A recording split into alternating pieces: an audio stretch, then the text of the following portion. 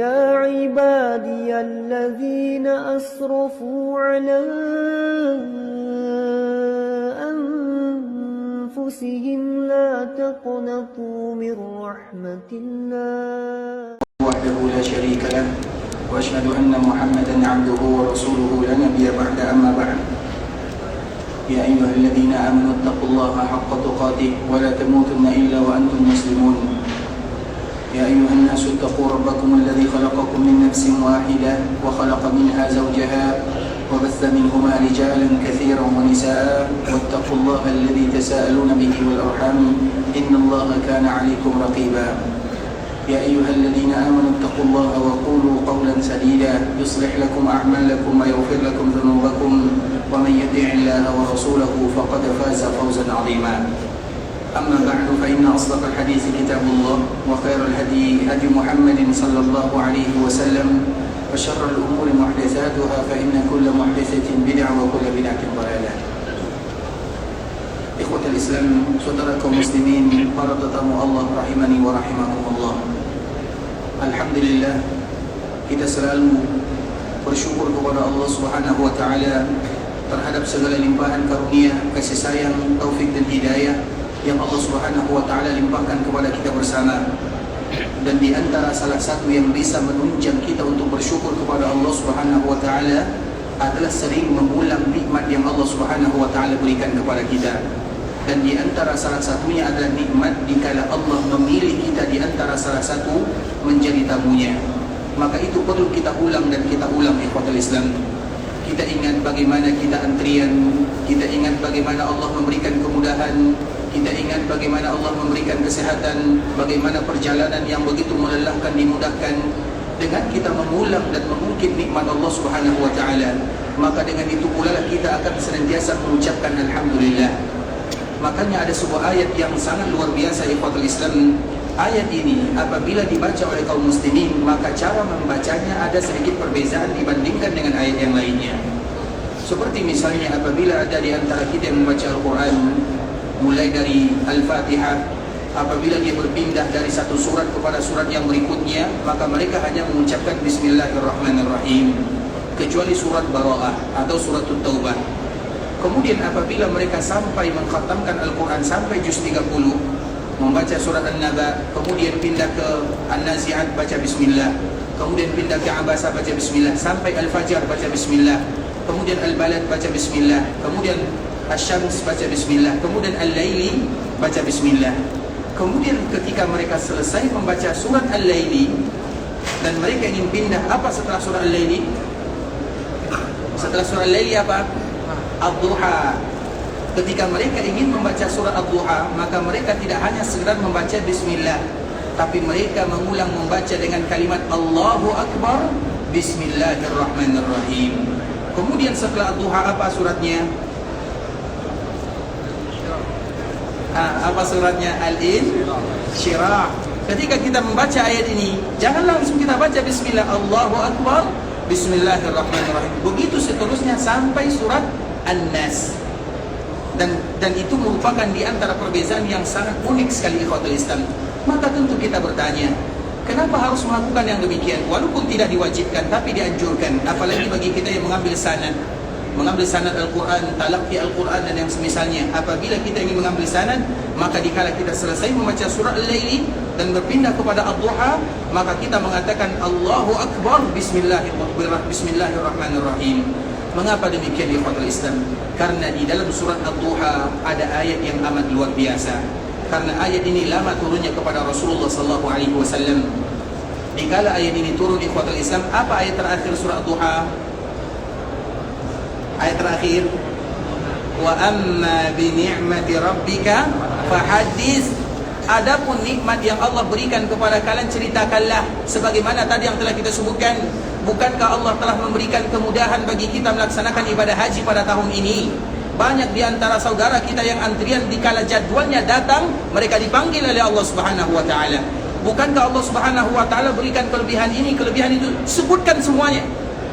Sehingga dikala kita bercerita tentang nikmat Allah, wa amma bi ni'mati rabbika fahaddits, Adapun dengan nikmat-nikmat yang Allah berikan kepada kalian, ceritakanlah. Apa tujuannya? Agar kita selalu bersyukur dan bersyukur kepada Allah Subhanahu wa taala. Nabi diperintahkan oleh Allah melakukan yang demikian. Makanya Allah ingatkan Nabi, wahai Muhammad, kamu dulu yatim, kamu dulu fakir, kamu dulu miskin, kamu tidak tahu apa-apa.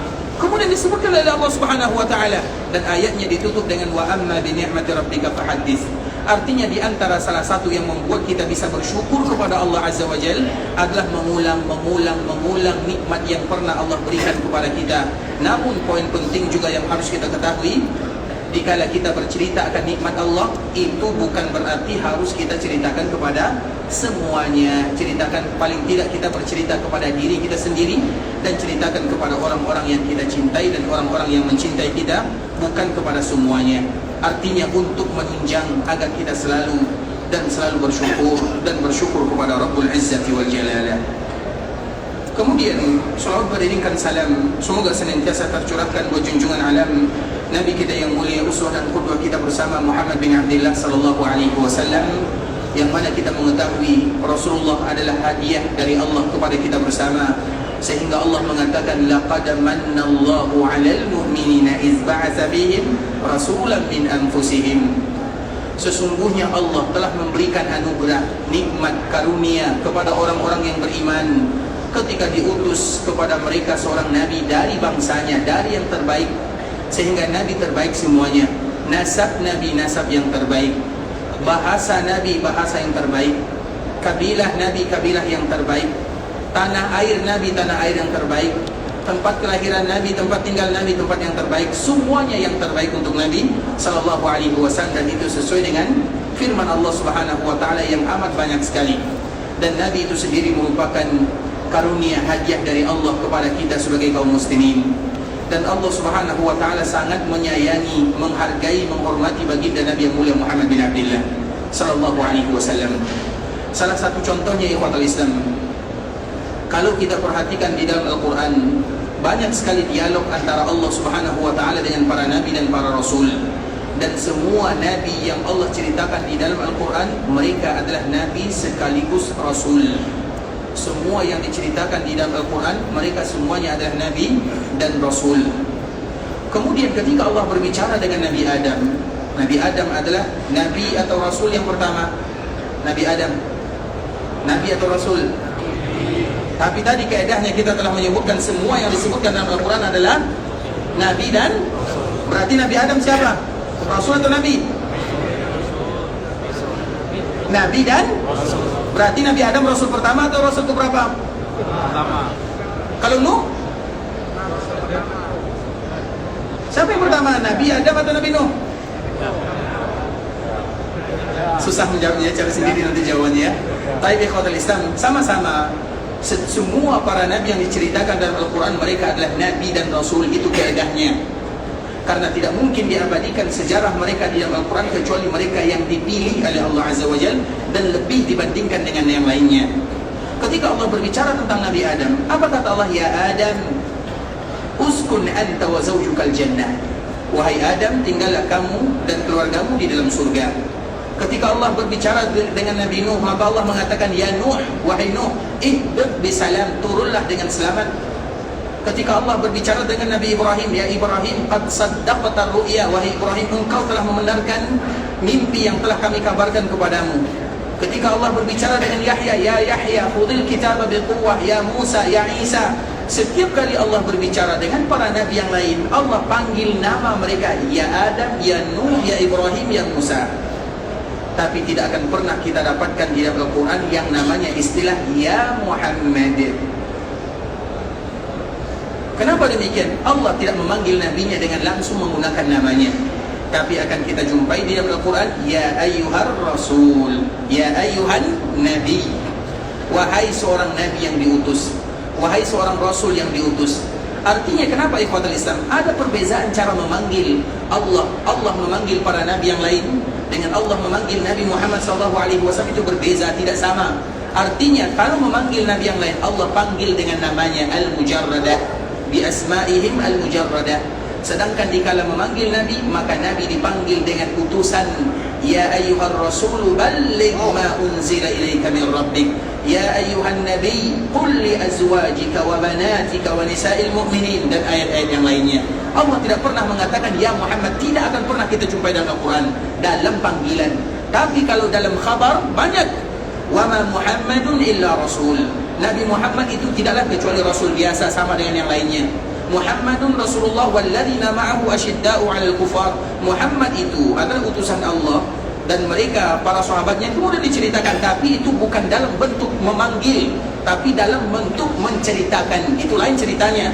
Artinya ikhwatul Islam, itu merupakan ketika para ulama mentelaah masalah ini, itu merupakan di antara salah satu tanda bagaimana Allah mengagungkan Nabi yang mulia Muhammad bin Abdullah sallallahu alaihi wasallam, melebihkan di antara nabi-nabi yang lainnya. Sehingga dikala Nabi adalah Nabi yang berlebih dibandingkan dengan Nabi-Nabi yang lainnya, maka umat Nabi pun adalah umat yang berlebih dibandingkan dengan umat-umat yang lainnya. Dan itulah di antara makna firman Allah Subhanahu wa taala, wa kadzalika ja'alnakum ummatan wasata. Demikianlah kami jadikan kalian sebagai umat yang wasit. Wasit itu artinya adalah yang terbaik di antara yang baik. Karena Nabi kita adalah Nabi yang terbaik, maka kita pun adalah umat yang terbaik. Dan karena terbaiknya kita sebagai umat Nabi SAW, dan ini selalu kami sampaikan untuk memberikan kabar gembira bagi kita bersama, agar kita selalu taat, tunduk dan patuh kepada Allah, dan selalu mencintai Rasulullah dengan amalan, dengan perbuatan, dengan tindakan, dengan tingkah laku dalam kehidupan.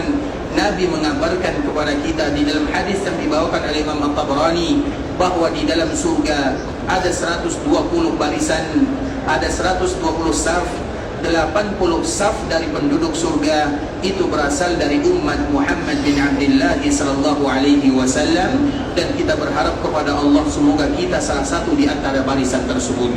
Artinya ikhwatul Islam, begitu mulianya umat Nabi sallallahu alaihi wasallam, sehingga 2/3 surga mereka yang mengisinya. 2/3 surga sudah di-booking oleh umat Rasulullah sallallahu alaihi wasallam. Dan itu kenapa? Karena kemuliaan Nabi kita yang mulia Muhammad bin Abdullah sallallahu alaihi wasallam. Dan di antara salah satu kewajiban yang selalu kita ingatkan, jangan pernah melupakan salam dan salawat kepada Rasulullah sallallahu alaihi wasallam. Allahumma salli ala Muhammad wa ala ahli baitihi wa ala azwajihi wa dhurriyyatihi kama sallaita ala Ibrahim wa ala ali Ibrahim innaka Hamidum Majid. Allahumma barik ala Muhammad wa ala ahli baitihi wa ala azwajihi wa dhurriyyatihi kama barakta ala Ibrahim wa ala ali Ibrahim innaka Hamidum Majid. Ikhwatul Islam, saudara kaum muslimin, para tetamu Allah rahimani wa rahimakumullah. Pada kesempatan kali ini kita akan kembali melanjutkan pembahasan kita yang sebelumnya, yang mana kemarin kita telah membahas tentang yang namanya hari Tarwiyah. Dan ingat ikhwatul Islam, setiap kali kita berpindah dari satu amalan kepada amalan berikutnya, maka tutuplah dengan kalimat yang sangat indah. Setiap kali kita berpindah dari satu pekerjaan kepada pekerjaan berikutnya, terutama ibadah yang mulia, seperti misalnya nanti kita berada di tanggal 8, karena hari-hari haji, semua hari haji ada namanya. Tanggal 8 namanya adalah hari Tarwiyah. Tanggal 9 namanya adalah hari Arafah. Tanggal 10 namanya adalah hari Yaumun Nahar, hari Nahar. Tanggal 11 namanya adalah hari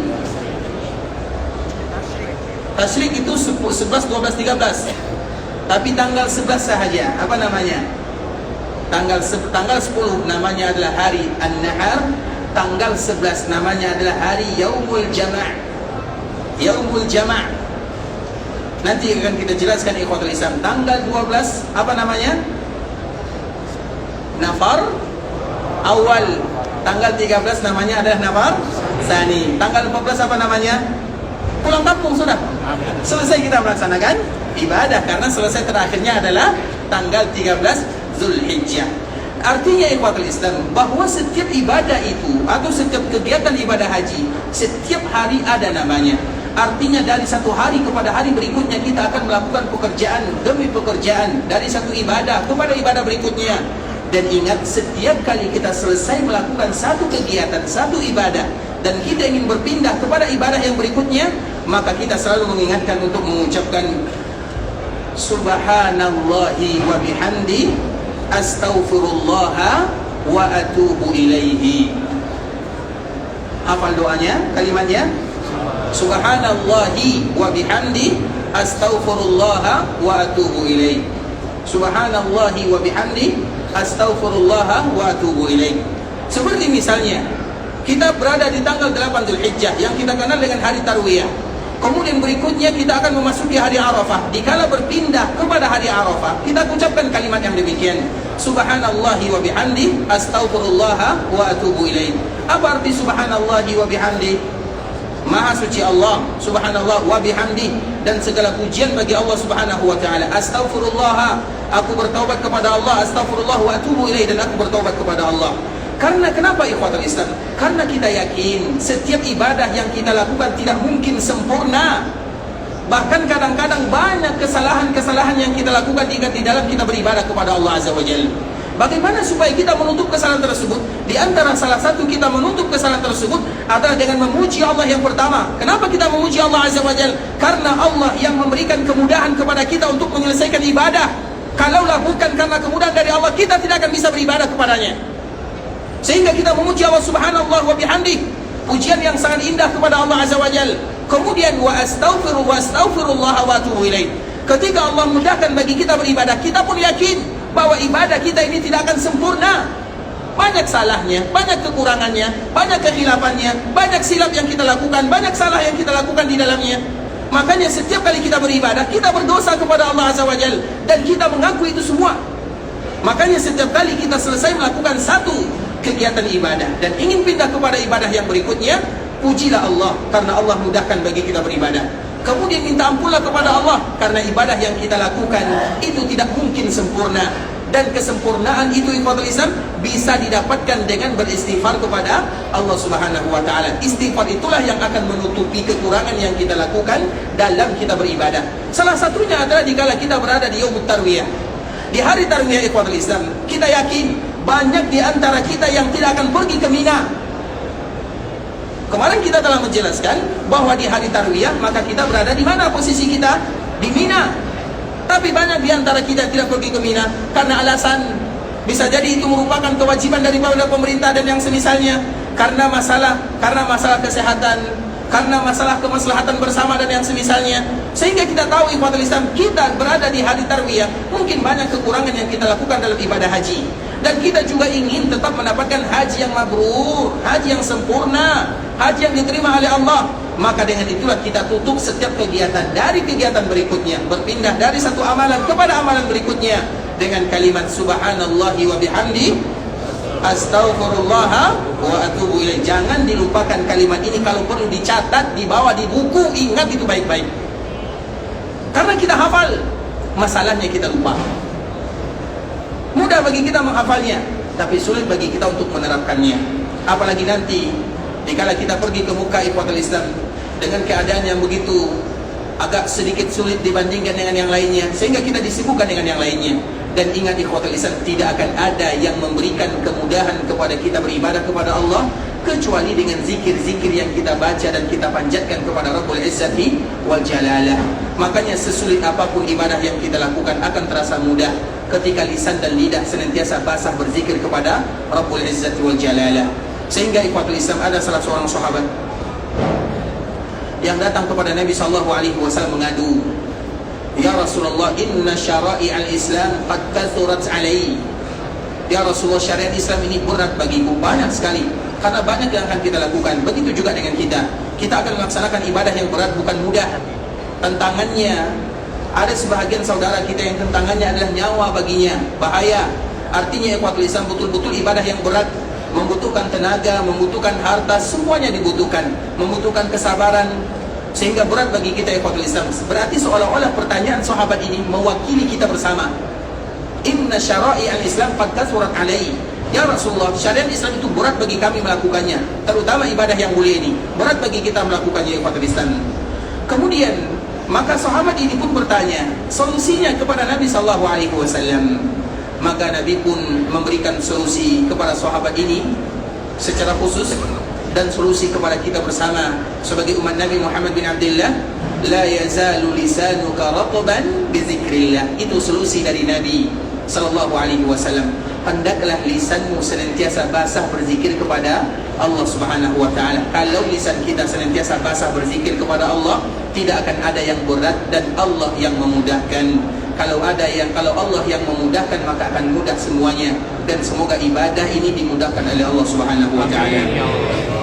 Kemudian ikhwatul Islam, ketika kita berada di hari tarwiyah, kemarin kita telah menjelaskan bahwa kita berniat dengan mengucapkan labbaik Allahumma hajja. Kemudian kita pun akan pergi ke Mina, hukum asalnya, atau kita pergi ke Arafah. Kebanyakan kita akan pergi ke Arafah. Namun bagaimanapun, mau pergi ke Mina atau pergi ke Arafah, sesuai dengan situasi dan kondisi, maka kita tetap pergi dan kita berniat. Maka hendaklah awal dan dianjurkan kita melakukan salat 5 waktu dalam keadaan di qasar tanpa di jamak. Kita ulang lagi ikhwatul Islam, salat yang dilakukan nanti pertama kali kita mengucapkan kalimat talbiyah, zuhur, asar, maghrib, isya, subuh. Karena untuk hari tarwiyah 5 hari ini, maka salatnya di qasar tanpa di jamak, itu di hari tarwiyah. Kita ulang lagi ikhwatul Islam, di hari tarwiyah kita akan mengqasar tanpa menjamak salat. Kalau seandainya ada di antara kaum muslimin, ini kalau berandai-andai, tapi jangan sampai ya, artinya kita berusaha semaksimal mungkin untuk meniru apa yang disebutkan oleh Nabi SAW, dan itu tidak ada susahnya, bahkan itu merupakan kemudahan. Namun kalau seandainya ada di antara kita yang tetap melakukan salat, namun mereka tidak mengqasarnya, zuhur tetap mereka lakukan 4 rakaat, asar tetap mereka lakukan 4 rakaat, maghrib 3, isya 4, subuh 2, apakah boleh atau tidak? Boleh atau tidak? Betul, boleh. Nabi kata harus diqasar, kita kata boleh. Mana yang lebih pintar, kita atau Nabi SAW? Nabi mengatakan lakukan qasar tanpa dijamak. Kemudian apabila ada orang yang tidak mengqasar, maka kita mengatakan boleh. Boleh atau tidak? Tidak. Siapa yang berani mengatakan boleh? Siapa? Takut ya? Dan itu adalah di antara sifat kaum muslimin. Karena kita tidak mungkin mendahului apa yang disebutkan oleh Nabi SAW. Nabi mengatakan qasar selesai. Kenapa kita harus menjamak? Tapi kita berandai-andai, tapi kalau ada yang melakukan tetap tidak diqasar, boleh atau tidak? Baru di sana kita bahas. Maka sebahagian para ulama ikhwatul Islam, mereka mengkiaskan dengan apa yang dilakukan oleh sahabat Utsman bin Affan, yaitu ada orang yang tetap melakukan salat zuhur 4 rakaat. Berarti kalau ada orang yang melakukan zuhur 4 rakaat, asar 4 rakaat, mereka boleh atau tidak? Boleh. Tapi mereka menyelisihi apa yang telah dianjurkan oleh Nabi untuk melakukannya. Tapi kalau ada yang melakukannya tetap 4 misalnya, kenapa harus 2? Kenapa harus 2? Kita tetap melakukan sebagaimana biasa. Kita berada di sini, kita tidak jauh kemana-mana, maka silahkan, tidak menjadi masalah. Tapi ingat, Nabi menganjurkan kepada kita 2 diqasar tanpa dijamak. Kalau dilakukan 4 tanpa diqasar, maka masih ada kemungkinan diambil dari pendapat Utsman atau bagaimana Utsman bin Affan, dan nanti akan kita jelaskan di hari Mina. Akan kita jelaskan bagaimana Utsman bin Affan radhiyallahu taala anhu melakukannya. Dan kita tahu ikhwatul Islam, Utsman bin Affan bukan berarti dia menyelisih perkataan Nabi SAW, tapi demi kemaslahatan orang-orang yang datang melaksanakan ibadah haji pada tahun tersebut, Utsman tidak melakukannya, tapi dia mengizinkannya. Kita membedakan antara 2 hal. Tapi bagaimanapun ikhwatul Islam, kalau kita sudah masuk tanggal 8 Zulhijjah, maka kita qasar tanpa dijamak. Kemudian ikhwatul Islam, kecuali kalau seandainya perjalanan kita macet. Misalnya kita pergi dari tempat tinggal, kemudian ternyata ramai, macet, pergi ke sana macet misalnya. Kalau seandainya terpaksa, maka boleh bagi kita untuk menjamaknya. Apalagi nanti dia khawatirkan waktu habis ataupun yang semisalnya. Namun bagaimanapun, insya Allah kemudahan demi kemudahan Allah Subhanahu wa taala berikan kepada kita bersama. Hukum asalnya kita melakukan salat di qasar tanpa dijamak. Kemudian ikhwatul Islam, salat yang kita lakukan di hari tarwiyah itu 5. Kemarin kita telah menyebutkannya. Kemudian terakhir daripada salat tarwiyah itu adalah salat subuh. Nah, ketika salat subuh telah kita lakukan, berarti kita sudah memasuki tanggal 9 Zulhijjah, dan ini adalah hari yang amat bersejarah bagi orang yang melakukan ibadah haji dan bagi orang yang tidak melakukan ibadah haji. Coba bayangkan ikhwatul Islam, orang yang tidak haji saja, orang yang tidak haji, kalau mereka berpuasa pada hari ini, maka Allah ampunkan dosanya 2 tahun. Coba bayangkan, 1 tahun sebelumnya, 1 tahun setelahnya. Kalau mereka tidak haji, bagaimana dengan orang yang berhaji? Orang yang diam di rumah dengan AC-nya, dengan kenikmatannya, dengan sahur yang lezatnya. Kita boro-boro sahur ikhwatul Islam, boro-boro makanan enak yang kita makan paling Indomie, super mie dan semisalnya. Sulit mendapatkan makanan di sana, terutama di hari-hari yang sulit, antri panjang, perjuangan yang sulit. Kalau seandainya orang yang tidak berjuang saja diampunkan dosanya 2 tahun, 1 tahun sebelumnya, 1 tahun yang akan datang, maka bagaimana mereka yang ada di Arafahnya? Makanya hari Arafah itu ikhwatul Islam adalah hari raya orang-orang melaksanakan ibadah haji. Kita ulang lagi ikhwatul Islam, kalau kita sudah sampai di tanggal 9 Dzulhijjah, itu hari raya bagi kita yang sedang melaksanakan ibadah haji. Karena keesokan harinya, hari raya Idul Adha, dikala kita tanggal 10 Dzulhijjah, apakah kita melaksanakan salat hari raya atau tidak? Kita lakukan salat hari raya atau tidak? Iya. Bagi yang tidak berhaji. Bagi yang berhaji, tidak. Kapan hari rayanya? 1 hari sebelumnya. Itulah yang disebut dengan hari Arafah. Makanya hari Arafah itu ikhwatul Islam adalah hari raya bagi mereka yang melaksanakan ibadah haji, spesial, indah, luar biasa mulia. Dan nanti akan kita sebutkan sedikit demi sedikit ikhwatul Islam hari Arafah. Karena hari Arafah ini sebagaimana hadis Nabi SAW, Al-Hajju Arafah, haji yang sesungguhnya itu adalah Arafah. Kenapa Nabi SAW mengatakan yang demikian? Berarti intisarinya jangan ada di antara kaum muslimin yang melewatkan momen-momen yang indah ini. Dan Arafah itu ikhwatul Islam tanggal 9 Dzulhijjah disebut dengan hari Arafah. Di antara salah satu nasihat kami bagi kita bersama, ketika kita berada di pagi hari Arafahnya, boleh bagi kita melakukan kegiatan apapun. Karena hari Arafah itu ikhwatul Islam banyak perbezaan para ulama kapan mulainya. Apakah dimulai di zawal atau boleh juga dimulai sebelum zawal? Sebahagian para ulama mereka mengatakan ikhwatul Islam, hari Arafah itu semuanya sehari-harinya, apalagi di siang harinya, itu adalah hari yang mulia. Mulai dari setelah matahari terbit, maka itu sudah di start hari Arafahnya. Namun kebanyakan para ulama mengatakan bahwa hari Arafah yang sesungguhnya adalah dimulai setelah zawal, maka itu adalah hari Arafah yang sesungguhnya. Dan akhirnya adalah sebelum subuh pada tanggal berikutnya, itu akhirnya. Kemudian di antara salah satu yang kami anjurkan kepada kita kaum muslimin, dikala kita bertepatan dengan hari Arafah, setelah kita berada di hari Tarwiyah, kemudian kita memasuki hari Arafah, maka anjurkanlah sebelum atau di pagi harinya mereka beristirahat dan memanfaatkan waktunya untuk beristirahat. Kenapa demikian? Supaya nanti setelah zawal itu kurang lebih waktunya 15 menit sebelum masuknya waktu zuhur, itu disebut dengan zawal. Zawal itu artinya tergelincirnya matahari, dan itu waktunya kurang lebih 15 menit sebelum masuknya waktu zuhur, itu waktu zawal. Maka dianjurkan bagi mereka di pagi harinya untuk beristirahat, mengistirahatkan dirinya. Kenapa demikian? Supaya nanti di kala zawal, maka mereka betul-betul fokus beribadah kepada Allah Subhanahu wa taala. Terkhusus dari zawal sampai matahari terbenam, jangan lewatkan kesempatan yang indah ini bermohon, bermunajat, bersimpuh di hadapan Allah Subhanahu wa taala. Karena hari Arafah hanya 1 kali dalam 1 tahun sahaja, dan hari Arafah 1 kali bagi kita, apalagi kita yang mungkin hanya sekali melakukan ibadah haji, berarti 1 kali bagi kita seumur hidup. Sehingga 6 jam ini jangan sampai kita lalaikan ikhwatul Islam.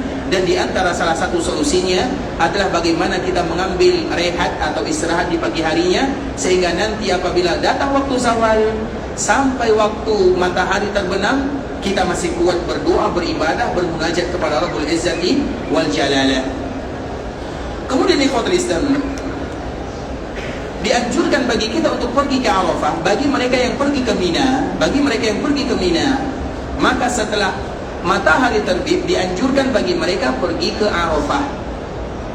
Tapi bagi kita yang sudah ada di Arafah ikhwatul Islam, maka tentu itu lebih mudah lagi. Dan biasanya para jemaah mereka sudah berada di Arafah karena mereka sebelumnya tidak pergi ke Mina. Terlepas daripada itu semua ikhwatul Islam, hari Arafah adalah hari yang amat mulia. Karena di hari Arafah agama disempurnakan oleh Allah Subhanahu wa taala. Di hari Arafah itu ikhwatul Islam adalah hari di mana Allah Subhanahu wa taala berjanji kepada manusia, kepada malaikat-malaikatnya. Dan hari Arafah itu pula adalah hari yang mulia, yang Allah Subhanahu wa ta'ala berbangga kepada hambanya. Sebelum kita menyebutkan yang demikian, kita ingin sedikit mengatakan kenapa disebut dengan hari Arafah. Banyak alasannya ikhwatul Islam. Arafah, kenapa disebut dengan hari Arafah? Yang pertama di antara alasannya, karena dikala kita berada di Arafah, semua jemaah haji akan berkumpul di sana. Yang kaya, yang miskin, yang sehat, yang sakit, yang hitam, yang putih, semua kaum muslimin akan berkumpul bersatu di sana, tanpa pandang bulu, tanpa pandang negara, tanpa pandang bahasa. Semua kita sama di hadapan Allah Subhanahu wa ta'ala, dan mereka akan saling mengenal satu sama lainnya. Maka disebut dengan ta'aruf, karena untuk saling mengenal bahasanya adalah ta'aruf.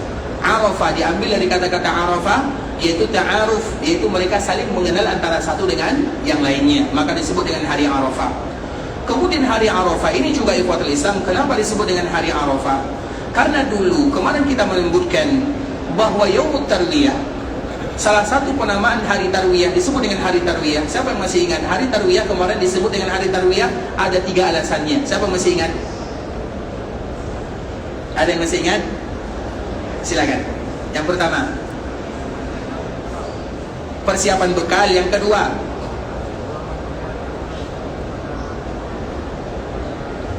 Allah memperlihatkan manasik kepada Nabi Ibrahim. Yang ketiga, Nabi Ibrahim diperlihatkan kepadanya mimpi dia akan menyembelih anaknya. Masya Allah, barakallahu fiik. Masya Allah, semoga buku ini membantu untuk manasik haji nanti ya. Bisa Masya Allah, sehat selalu Pak ya. Masya Allah. Kemarin kita telah menyebutkan ikhwatul Islam bahwa di antara salah satu nama Arafah atau nama Tarwiyah adalah Allah Subhanahu wa ta'ala memperlihatkan manasik kepada Nabi Ibrahim di malam harinya. Dan itu sesuai dengan permintaan Nabi Ibrahim, wa arina manasikana. Ya Allah, perlihatkan kepada kami bagaimana manasiknya. Ketika Nabi Ibrahim berdoa, maka Allah Subhanahu wa ta'ala kabulkan doanya. Maka diturunkanlah yang namanya Jibril. Jibril itu ikhwatul Islam adalah malaikat yang amat mulia, yang luar biasa. Dan Jibril itu artinya adalah Abdullah. Karena il di dalam Jibril, Mikail, Israfil ya, Israfil itu il itu semuanya artinya adalah Allah di dalam bahasa kitab yang lainnya, bahasa Ibraninya. Maka Jibril itu artinya adalah Abdullah, yaitu hambanya Allah Subhanahu wa ta'ala. Ketika Nabi Ibrahim berdoa kepada Allah, wa arina manasikana, ya Allah, perlihatkan kepada kami bagaimana manasik yang harus kami lakukan. Maka Allah menurunkan malaikat Jibril. Wahai Jibril, turun kepada Ibrahim, ajarkan kepadanya. Maka Jibril mengajarkan manasik kepada Nabi Ibrahim alaihissalam. Setiap kali Jibril mengajarkan manasik kepada Nabi Ibrahim, maka Jibril bertanya dan mengatakan, A'rafta itu kamu, apakah kamu sudah tahu? Apakah kamu sudah tahu A'rafta? Sehingga dari kalimat inilah Arafah disebut dengan Arafah, yang hukum asalnya adalah A'rafta, sehingga disebut dengan Arafah, yaitu dikala Jibril memperlihatkan manasik kepada Nabi Ibrahim alaihissalam, sehingga disebutlah dengan Arafah. Itu adalah di antara penamaan Arafah. Kemudian begitu juga ikhwatul Islam, Arafah kenapa disebut dengan Arafah? Yang ketiga di antara salah satu namanya, karena di saat itulah dikala Allah Subhanahu wa ta'ala turunkan Nabi Adam, Allah turunkan ibunda kita Hawa, maka mereka pun akhirnya saling mengenal. Di sanalah mereka saling mengenalnya, yaitu dikala mereka mengenal, maka disebutlah dengan Arafah. Itu adalah di antara perkataan para ulama. Namun yang paling indah, kenapa Arafah dinamakan dengan Arafah adalah yang keempat. Arafah disebut dengan Arafah ikhwatul Islam berasal dari kata-kata al-i'tiraf. Dan inilah momen yang paling indah yang harus kita perhatikan baik-baik. Arafah disebut dengan Arafah karena diambil dari kata-kata i'tiraf. I'tiraf itu artinya adalah kita datang kepada Allah, kemudian kita mengatakan kepada Allah, ya Allah, aku adalah hambamu yang lemah, aku adalah hambamu yang fakir, aku banyak dosanya, banyak kesalahannya, semua dosa pernah aku lakukan, sebutkan semuanya. Karena hari itu adalah hari kita beriktiraf. Iktiraf itu artinya adalah hari di mana kita mengakui semua kesalahan yang kita lakukan kepada Allah Azza wa Jalla. Maka disebut dengan hari Arafah. Sehingga wajar ikhwatul Islam, makanya nanti ibadah yang paling mulia yang kita lakukan selama kita berada di Arafah adalah berdoa kepada Allah. Maka dikala kita berdoa kepada Allah Subhanahu wa ta'ala, ingat, sebelum kita meminta kepada Allah, ya Allah ampunkan dosaku, mudahkan urusanku, lancarkan rezekiku, sebelum kita meminta permintaan yang lain kepada Allah, ingat ikhwatul Islam, akui semua kesalahan yang pernah kita lakukan kepada Allah Azza wa Jalla sesuai dengan namanya. Apapun yang kita lakukan, karena ini adalah curhat yang paling indah kepada Allah Azza wa Jalla, tidak akan ada kembali kesempatan yang kedua. Sebutkan semuanya. Apa yang kita lakukan, kezaliman kita, kelalaian kita, semuanya. Sebutkan semuanya. Aku melakukan ini ya Allah, aku melakukan itu ya Allah. Sebutkan semuanya. Kemudian setelah kita menyebutkan semuanya ikhwatul Islam, maka kita pun mengatakan, ya Allah, Engkau adalah zat yang maha pengampun. Engkau mengetahui aku datang ke sini meminta, memohon pertolonganmu, ampunanmu ya Allah, ampunkan dosaku.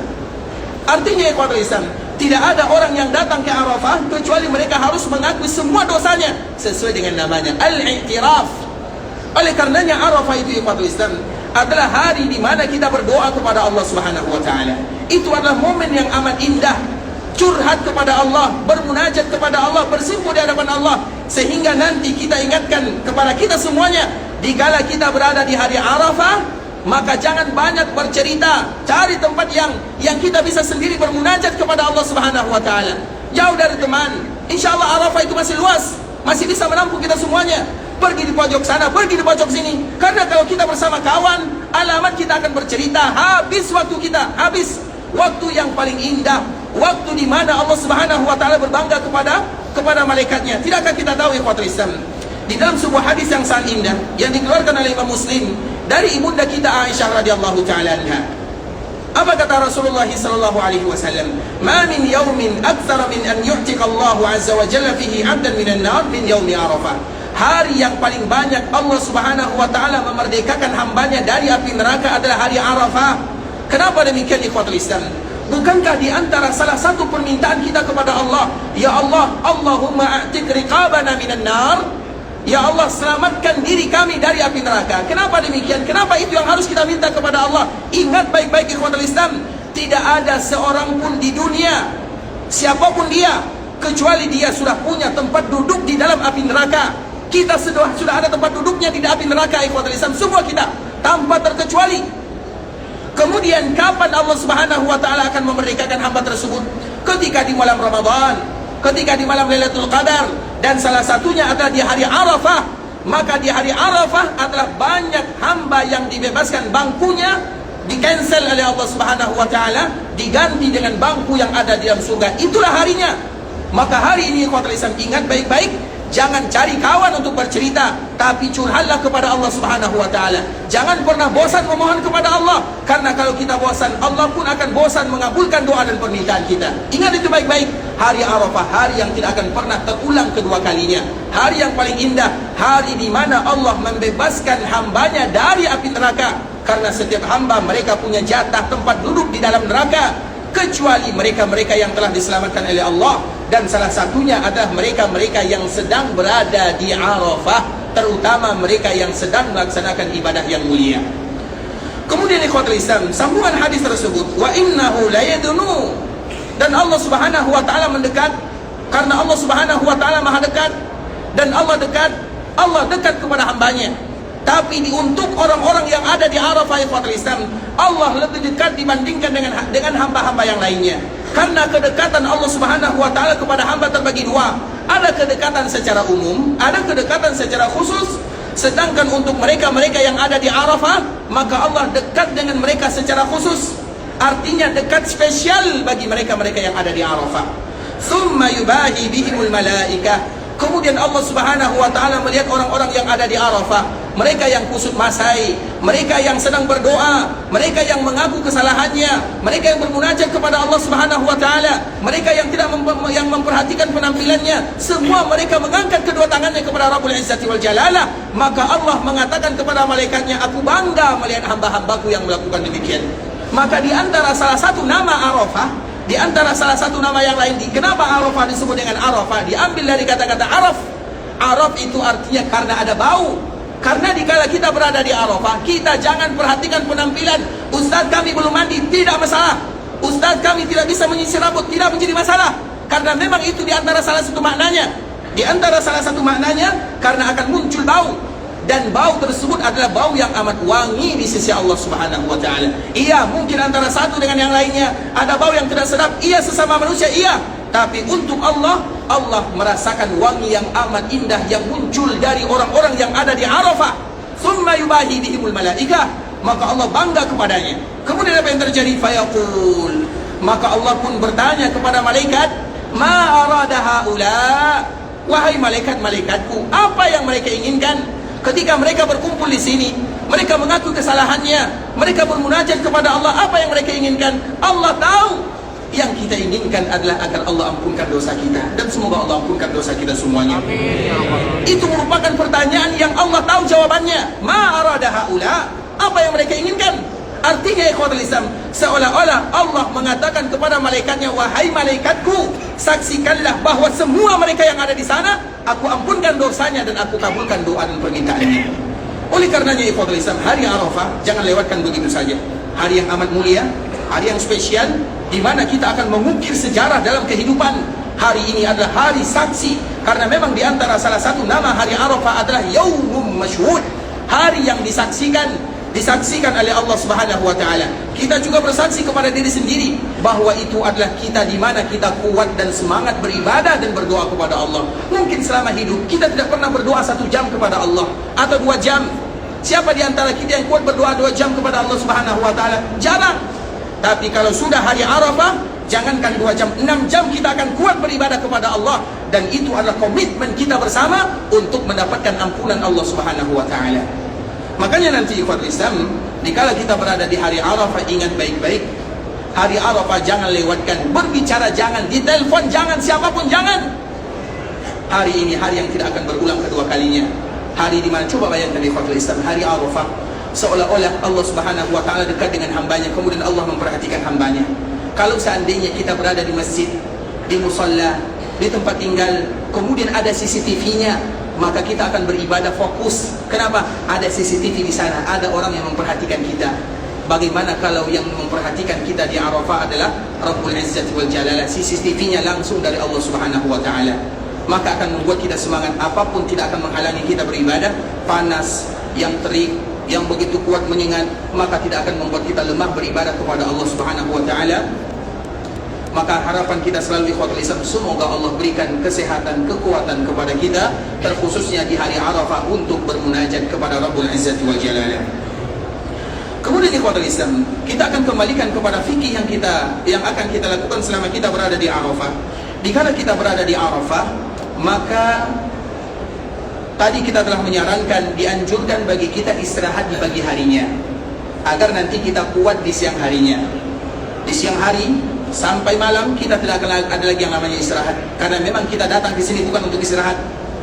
Kita datang di sini untuk lelah, dan lelah itu kita beli, dan kita rela antri untuk lelah. Makanya kita di sini sengaja untuk berlelah, berletih. Dan lelah itu adalah lelah beribadah kepada Allah Subhanahu wa ta'ala. Kemudian ikhwatul Islam, ketika kita akan melakukan, atau hari Arafah dikala zawal, maka di saat itulah kita akan melakukan persiapan. Dan persiapan yang pertama adalah persiapan bagaimana kita melakukan ibadah salat. Salat yang akan kita lakukan di Arafah adalah salat jamak qasar, jamak takdim. Kita ulang lagi ikhwatul Islam, berarti nanti kita akan melakukan salat di hari Arafah dengan satu azan. Tetap kita melakukan azan. Makanya biasanya setiap kloter mereka memiliki muadzin masing-masing atau pemimpin ibadah masing-masing. Kemudian nanti ditunjuk siapa muadzinnya, kemudian siapa khatibnya, kemudian dianjurkan siapa khatibnya, dia imamnya. Terlepas daripada itu semua ikhwatul Islam, maka nanti azannya 1 kali. Setelah selesai azan, maka berkumpullah semua kaum muslimin, baik itu yang setiap satu kloter ataupun mereka bergabung dengan yang lainnya, tidak menjadi masalah. Kalau seandainya di kloter kita tidak ada, maka kita pindah kloter sebelah. Yang penting kita ikut beribadah. Kemudian ikhwatul Islam, setelahnya maka kita akan salat, dan dengan memulai dengan iqamat. Kemudian akan iqamat, maka kita salat zuhur 2 rakaat. Nah, salatnya dijaharkan atau tidak dijaharkan?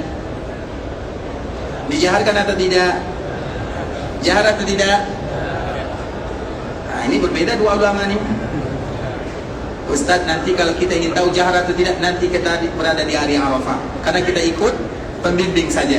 Tapi insya Allah kita akan menjaharkan di sana ikhwatul Islam.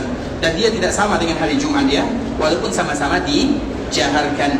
Kemudian setelahnya kita kembali iqamat. Kemudian kita akan melakukan salat asar 2 rakaat. Setelah itu ikhwatul Islam, setelah kita melakukan salat asar 2 rakaat, maka cari tempat masing-masing. Cari tempat masing-masing. Mau di pojok sana, mau di pojok sini, mau dicari, kalau bisa dicari, kalau bisa di luar tenda ikhwatul Islam, supaya nanti kita menangis kepada Allah, menangis dengan puas. Karena tidak ada kepuasan kecuali dengan menangis kepada Allah Subhanahu wa taala. Jangan sampai ada di antara kita yang tidak menangis di hari Arafah. Makanya di antara salah satu doa yang dianjurkan bagi kita mengucapkannya, Allahumma inni a'udzubika min ilmin la yanfa' wa min qalbin la takhsha' wa min du'ain la yusma' wa min 'ainin la tadma' wa a'udzubika min al-arba'. Allahumma inni a'udzubika min ilmin la yanfa'. Ya Allah, aku berlindung kepadamu dari ilmu yang tidak bermanfaat. Ilmunya kita sudah tahu, ini ilmu tentang Arafah. Wa min qalbin la takhsha'. Aku juga berlindung kepadamu ya Allah dari hati yang tidak mau khusyuk. Wa min du'ain la yusma'. Aku berlindung kepadamu ya Allah dari doa yang tidak kau dengarkan. Wa min 'ainin la tadma'. Aku juga berlindung kepadamu ya Allah dari mata yang tidak lagi mau mengeluarkan airnya. Wa a'udzubika minal arba'. Dan aku berlindung kepadamu dari 4 perkara ini. Kita ulang lagi doanya ikhwatul Islam. Allahumma inni a'udzubika min ilmin la yanfa' wa min qalbin la takhsha' wa min du'ain la yusma' wa min 'ainin la tadma' wa a'udzubika minal arba'. Ada yang hafal? Nanti kita hafal ya. Ini muqaddimah ikhwatul Islam, agar nanti kita betul-betul menghayati ibadah terutama di hari Arafah. Karena kita butuh latihan dulu ikhwatul Islam, bagaimana supaya nanti, karena banyak orang yang tak datang ke Arafah, hatinya gersang. Pas datang di hari Arafah, banyak masalah yang datang kepada dirinya, sehingga dia akhirnya disibukkan dengan masalah yang ada. Makanya dikala di Yaumut Tarwiyah, hari Tarwiyah, itu handphone dikunci, Facebook jangan diperhatikan, Instagram jangan diikuti, SMS kalau bisa sebutkan kepada keluarga, tanggal 9, tanggal 8, tanggal 9, tanggal 10, jangan dulu di WA, insya Allah saya dalam keadaan selamat. Kemudian setelahnya baru, karena nanti kalau seandainya ada yang WA, ayah, ibu, ini ada itu, pusing kita dengannya, sehingga pada akhirnya kita tidak fokus beribadah kepada Allah, kecuali kalau betul-betul mendesak, emergensi, itu lain cerita. Karena apabila kita banyak masalah, dan ingat ikhwatul Islam, datangnya masalah di hari Arafah itu adalah alasan Allah tidak suka kepada kita. Karena pada akhirnya nanti Allah akan menyibukkan kita dengan yang lainnya. Tidak lagi kita sibuk dengan beribadah kepada Allah Subhanahu wa taala. Oleh karenanya ikhwatul Islam, apa? Doanya diulang. Allahumma inni a'udzubika min ilmin la yanfa' wa min qalbin la takhsha' wa min du'ain la yusma' wa min 'ainin la tadma' wa a'udzubika minal arba'. Allahumma inni a'udzubika min ilmin la yanfa'. Ya Allah, aku berlindung kepadamu dari ilmu yang tidak bermanfaat. Wa min qalbin la takhsha', dari hati yang tidak mau khusyuk dan tunduk. Wa min du'ain la yusma', dari doa yang tidak kau dengarkan, artinya tidak dikabulkan, apa gunanya? Wa min 'ainin la tadma', dari mata yang tidak mau meneteskan airnya. Wa a'udzubika minal arba', dan aku berlindung bermohon kepadamu ya Allah, jauhkan aku dari 4 perkara ini. Tadi angkat tangan, silakan. Ya. Ulang sekali lagi. Allahumma inni a'udzubika min ilmin la yanfa' wa min qalbin la takhsha' wa min du'ain la yusma' wa min 'ainin la tadma' wa a'udzubika minal arba'. Sekali lagi. Baik. Allahumma inni a'udzubika min ilmin la yanfa' wa min qalbin la takhsha' wa min du'ain la yusma' wa min 'ainin la tadma' wa a'udzubika minal arba'. Tak ada yang hafal? Ini sudah berapa kali kita ulang nih? Ingat ikhwatul Islam, hari Arafah, hari di mana kita betul-betul, makanya nanti di sini kita berlomba-lomba membaca doa ya. Itu belum lagi doa-doa yang nanti akan kita sampaikan dan muqaddimah doa yang akan kita bacakan, sehingga kita dikala kita ingin datang di hari Arafah, kita sudah punya perbekalan yang matang apa yang harus kita lakukan. Jangan sampai ibarat orang yang berjihad, orang yang berperang, namun mereka lupa senjatanya. Kita akan berjuang di jalan Allah, dan kita ingat bahwa ibadah ini adalah bagian daripada berjihad di jalan Allah Subhanahu wa taala. Sebelumnya kita telah menyebutkan hadis Ibunda Aisyah radhiyallahu taala anha, "Ya Rasulullah, kami melihat amalan yang paling bagus itu adalah jihad. Tidakkah engkau izinkan kami yang perempuan ini berjihad bersama kaum laki-laki?" Apa kata Nabi sallallahu alaihi wasallam? "Wahai Aisyah, maukah aku sebutkan kepadamu amalan yang sama dengan jihad, bahkan lebih mulia daripada jihad di jalan Allah?" Maka Nabi mengatakan, hajjun mabrur, haji yang mabrur itu lebih mulia daripada berjihad di jalan Allah Subhanahu wa taala. Dan itu momennya. Artinya berarti kita butuh persiapan di dalam ibadah ini, dan salah satu persiapan yang berat bagi kita bersama adalah masalah doa. Dan insyaallah besok kita akan kembali menyampaikan beberapa doa yang harus kita baca, terutama muqaddimahnya, sehingga 6 jam itu tidak akan terasa lama bagi kita bersama, dan semoga Allah mudahkan bagi kita untuk bisa menghafalnya. Ikhwatul Islam, saudara kaum muslimin, kita akan membacakan beberapa pertanyaan yang masuk ikhwatul Islam, semoga dimudahkan. Yang pertama, apakah sama hadyu dengan dam? Ikhwatul Islam, kemarin kita menyebutkan hadyu dengan dam kita bisa mengatakan sama, tapi dalam sisi lain kita juga bisa mengatakan itu berbeza.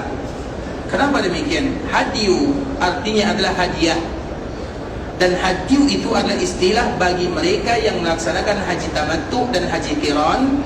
Ketika Allah mudahkan bagi mereka melaksanakan ibadah umrah sekaligus melaksanakan ibadah haji dalam satu waktu, maka mereka pun bersyukur kepada Allah, dan di antara bukti mereka bersyukur, mereka memberikan hadiah, maka disebut dengan al-hadyu. Hadyu itu artinya adalah hadiah. Sedangkan dam itu bagian daripada al-hadyu dan juga bagian daripada kafarat. Jadi perbedaan istilah ikhwatul Islam. Walaupun bagi kita terkenal dengan dam, tapi nama yang sebenarnya adalah al-hadyu. Dan ingat ikhwatul Islam, kami mohon maaf ya, ini adalah momen di mana kita beribadah kepada Allah, bukan mencari keuntungan sendiri. Apalagi masalah dam, maka hendaklah kita yang bertanggung jawab bertakwa kepada Allah Subhanahu wa taala. Carilah dam-dam yang terbaik, korban-korban yang terindah. Terutama kita kasihan kepada orang-orang yang sudah tua, yang mana mereka antriannya sudah lama, kemudian tiba-tiba dikala mereka dibayarkan dam, maka damnya tidak lebih daripada besar ayam saja. Pernah kami dulu ikhwatul Islam, dam itu hanya sebesar ayam saja. Kalau dam sebesar ayam diterima atau tidak, kita tidak tahu menahu. Yang kita tahu bagaimana dam saya sudah disembelih. Makanya ikhwatul Islam, kita sama-sama bertakwa kepada Allah Subhanahu wa taala. Jangan dijadikan momen ini adalah momen di mana kita berbisnis. Karena ladang bisnis yang paling bagus adalah ladang bisnis untuk orang sedang melaksanakan ibadah haji. Ingat dosanya di sisi Allah Subhanahu wa taala. Ingat betapa banyak tangan yang akan mengadah kepada Allah Azza wa Jalla. Kalau kita melakukan kezaliman terkhusus di tanah haram, maka siap-siaplah menerima azab dari Allah Subhanahu wa taala. Dan salah satunya adalah masalah dam. Makanya di samping kita juga berhati-hati, kami mohon maaf ikhwatul Islam, agar ibadah kita ini betul-betul sempurna. Kita tidak tahu menahu bagaimana dengan dam kita, maka carilah yang terbaik. Semakin mahal semakin bagus. Apalagi bagi kita yang punya rezeki, cari yang lebih mahal. Bilang sama pembimbingnya, saya tidak ikut bersama rombongan, saya cari sendiri, atau saya bayar di bank yang lebih mahal, yang lebih jelas, agar sempurna ibadah kita ini. Nanggung. Karena banyak dijadikan ini dan dijadikan itu ikhwatul Islam, maka itu merupakan di antara saran kami pribadi. Dan insyaallah bagi kita yang berusaha dan bertakwa kepada Allah Subhanahu wa taala, pasti diberikan kemudahan oleh Allah Subhanahu wa taala. Carilah yang terbaik di antara yang baik. Salah satunya adalah masalah dam. Kita tidak ingin memberikan hadiah, makanya dam itu disebut dengan hadyu. Seolah-olah kita memberikan hadiah kepada Allah Subhanahu wa taala, bukan Allah yang menerimanya, tapi karena kita bersyukur kepada Allah. Sebagaimana kita menginginkan hadiah yang terbaik, maka yang terbaik pula kita serahkan kepada Allah Subhanahu wa taala. Ini perdagangan dengan Allah Subhanahu wa taala. Maka di saat itulah kita sama-sama berhati-hati dan sama-sama saling menjaga. Bukan berarti kita saling berburuk sangka, tidak, tapi ini ibadah yang berkaitan dengan harta. Maka di saat itulah kita saling menjaga, saling memastikan bahwa kita betul-betul telah membayarnya. Kalau seandainya nanti dibayarkan, mana dam saya, mana? Jelas kalau bisa difoto bisa ikhwatul Islam. Dan dam itu tidak mesti, alhamdulillah, terutama bagi kebanyakan kaum muslimin, mereka mengambil pendapat bahwa dam itu boleh disembelih sebelum tanggal 10 Dzulhijjah. Dan kami selalu mengatakan dam itu paling bagus sembelih tanggal 10, sebagaimana Nabi melakukan yang demikian. Nabi datang ke Mekah pada tanggal 4 Dzulhijjah, dan Nabi membawa dam, kambing, domba mulai dari Madinah. Coba bayangkan, perjalanan dam Nabi itu perjalanan yang panjang. Sampai di Mekah, Nabi tidak menyembelihnya tanggal 4, tanggal 5. Kapan Nabi baru sembelih? Tanggal 10. Itu yang terbaik. Namun kalau seandainya ada sebahagian di antara kita mengatakan, Ustaz, kami mengambil pendapat yang lain, boleh bagi kita menyembelih sebelum tanggal 10, silakan, tidak menjadi masalah. Tapi ingat, yang disembelih itu apa? Betul-betul yang disembelih itu adalah kambing, bukan ayam. Artinya kambing yang besarnya ayam. Karena kami dulu ikhwatul Islam, abang kami, dia sebagai pembimbing ibadah, dia mengatakan, saya kasihan kepada jemaah karena dam yang disembelih itu tidak lebih besar daripada ayam. Kalau seandainya dam kita tidak lebih besar daripada ayam, apakah diterima ibadah kita? Kita semuanya menginginkan haji yang mabrur. Maka sempurnalah di dalam beribadah kepada Allah. Nanggung ikhwatul Islam, cari yang terbaik. Kalau seandainya kita ragu, Ustaz saya ragu, dam saya apakah disembelih atau tidak, apakah dicurangi atau tidak, cari yang lain. Kalau seandainya kita masih diberikan kelebihan oleh Allah Azza wa Jalla, cari yang lain, cari dam yang lain, atau berpuasa, selesai. Yang penting setiap kita bertanggung jawab terhadap ibadahnya masing-masing. Mohon maaf ya kalau kami kasar sedikit ya, tapi ini fakta realita yang harus kita jaga, karena kita ingin mendapatkan haji yang mabrur. Haji yang mabrur itu butuh usaha yang maksimal, dan semoga semua kita mendapatkan haji yang mabrur. Kemudian ikhwatul Islam, pertanyaan yang berikutnya, apakah umrah sunnah di mana kita melakukan haji tamattu setelah melaksanakan umrah dan menunggu waktu haji keluar ke tanah halal untuk ke miqat? Artinya nanti misalnya apabila ada di antara kita besok yang pergi ke Mekah, kemudian mereka melakukan ibadah umrah, kemudian masih ada waktu kurang lebih 20 hari, apakah boleh dalam waktu menunggu ibadah haji ini atau menunggu ibadah haji mereka melaksanakan umrah berkali-kali? Maka jawabannya ikhwatul Islam, selalu kami ulang bahwa melakukan ibadah umrah berkali-kali, bagi kita yang masih ada kemungkinan untuk datang ke sini, jangan lakukan. Tapi bagi kita yang merasa ini mungkin pertama dan yang terakhir, atau kami tidak mungkin ada harapan lagi datang ke sini, Ustaz, kami antrian saja begitu lama, kemudian nanti setelah kami pulang kami tidak tahu masih hidup atau tidak, atau kami mempunyai rezeki atau tidak, maka kalau demikian keadaannya silahkan. Tapi kalau kita yang masih bujangan, yang insya Allah masih kuat menabung, karena datang ke sini perjalanan yang akan mendatangkan keberkahan. Orang yang sering datang melakukan perjalanan ke Mekah Madinah, dua dihapuskan oleh Allah Azza wa Jalla.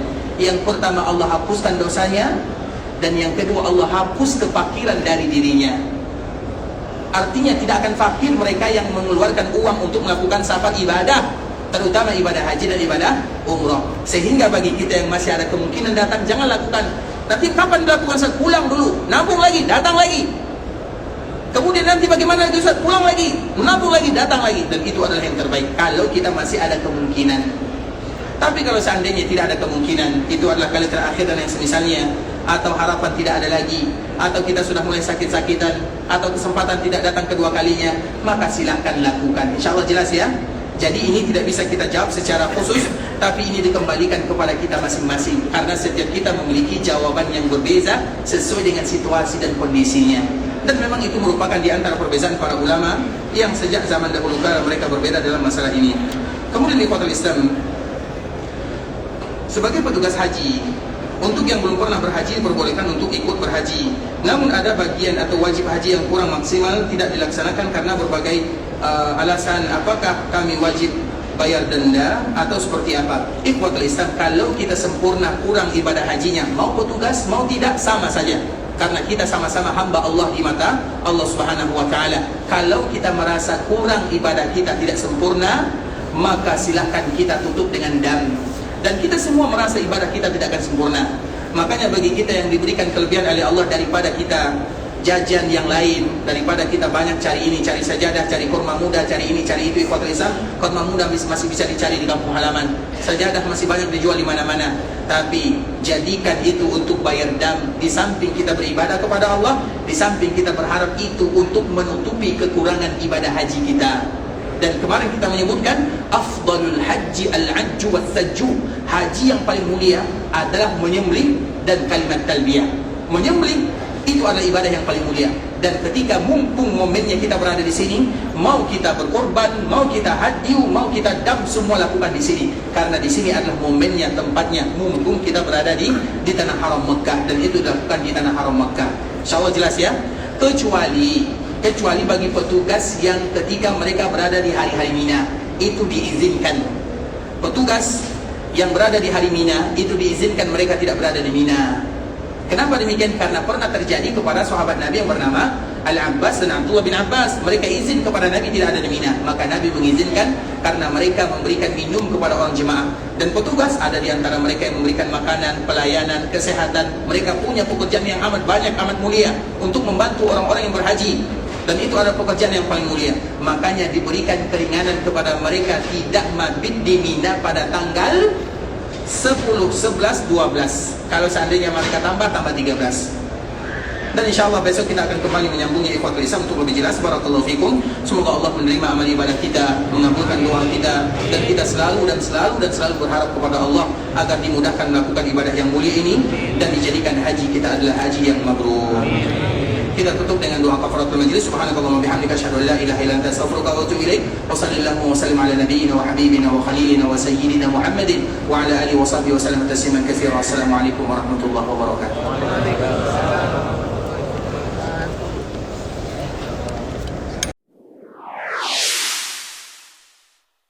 قل يا عبادي الذين أسرفوا على أنفسهم لا تقنطوا من رحمة الله